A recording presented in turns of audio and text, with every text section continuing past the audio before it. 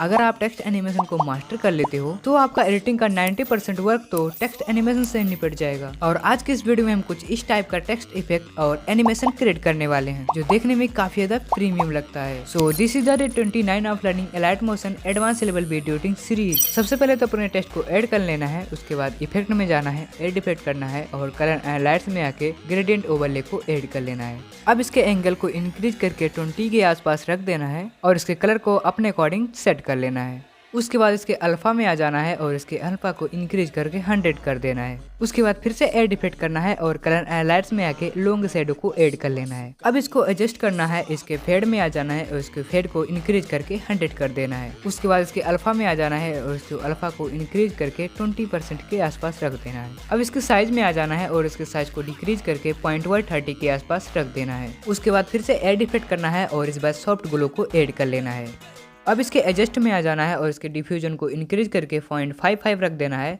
और इसके हाईलाइट को थोड़ा सा इंक्रीज कर लेना है।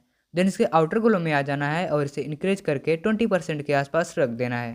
इतना हो जाने के बाद इसके बॉर्डर एंड शैडो में आ जाना है और इसके शैडो को इनेबल कर देना है। अब इसके पोजीशन में आ जाना है और इसके पोजीशन को थोड़ा थोड़ा इंक्रीज कर लेना है। देन उसके बाद इसके अल्फा में आ जाना है, इसके अल्फा को डिक्रीज करके 35 के आसपास रख देना है और इसके साइज को 20 के आसपास रख देना है। इतना सब हो जाने के बाद इसके मूव एंड ट्रांसफॉर्म में आ जाना है और स्टार्टिंग में एक की फ्रेम लगाना है और थोड़ा सा आगे जाके एक की फ्रेम लगा देना है। अब इसके स्टार्टिंग के की फ्रेम पे आना है, इसे थोड़ा सा ऊपर कर देना है। देन उसके बाद इन दोनों के बीच में कुछ इस टाइप का ग्राफ अप्लाई कर देना है। इतना सब हो जाने के बाद बैक आना है और इसके ब्लेंडिंग एंड ओपेसिटी में आ जाना है। एक की फ्रेम स्टार्टिंग में रखना है, एक की फ्रेम थोड़ा सा आगे जाके रख देना है और स्टार्टिंग के वैल्यू को 0 कर देना है। देन उसके बाद इन दोनों के बीच में कुछ इस टाइप का ग्राफ सेट कर देना है एंड अब फाइनल रिजल्ट आप देख सकते हो।